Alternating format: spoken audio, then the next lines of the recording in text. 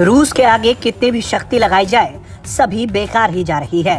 और अब जब फिर से पुतिन के खिलाफ घेराबंदी की कोशिशें शुरू हुई तो पुतिन की नई धमकी ने पश्चिमी देशों को परेशान कर दिया है, क्योंकि अमेरिका की ओर से यूक्रेन को लंबी दूरी के मार करने वाले हथियारों की आपूर्ति किए जाने पर रूस आग बबूला है। रूसी राष्ट्रपति व्लादिमीर पुतिन ने अमेरिका को सीधी चेतावनी देते हुए कहा है कि यदि संयुक्त राज्य अमेरिका ने यूक्रेन को लंबी दूरी की मिसाइलों की आपूर्ति शुरू की तो रूस नए लक्ष्यों पर निशाना बनाएगा, खास तौर पर उन ठिकानों को जो अब तक इस युद्ध में रूसी हमलों से अछूते हैं। हालांकि पुतिन ने उन लक्ष्यों का नाम नहीं बताया जिस पर रूस निशाना साधेगा।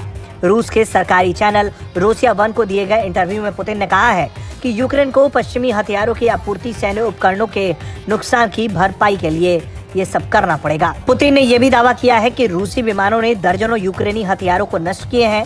यूक्रेनी रूसी सेना को पीछे खदेड़ने और रूसी हथियारों के भंडार पर हमला करने के लिए M270 और M142 HIMARS जैसे मल्टीपल रॉकेट लॉन्चर सिस्टम की मांग कर रहे हैं। इस बीच रूस और यूक्रेन के बीच भीषण लड़ाई जारी है। यूक्रेन के राष्ट्रपति व्लादिमीर जेलेंस्की ने कहा है कि रूसी सेना की तोपों की गोलाबारी में 17वीं सदी का यूक्रेन का ऑर्थोडॉक्स मॉनेस्ट्री नष्ट हुआ है और उसके साथ बनाया गिरजाघर भी आग लगने से बर्बाद हो गया। हालांकि रूसी रक्षा मंत्रालय ने धर्मस्थल पर हमले से इनकार किया है।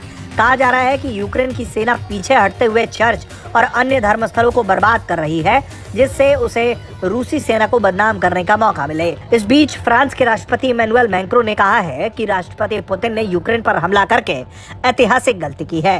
हालांकि उन्होंने ये भी कहा है कि पुतिन के इस गलती के लिए रूस को अपमानित नहीं किया जा सकता। मौजूदा वक्त में रूस यूक्रेन युद्ध को कूटनीतिक कोशिशों के जरिए खत्म करने की कोशिश होनी चाहिए। फ्रांस इसमें अहम भूमिका अदा कर सकता है।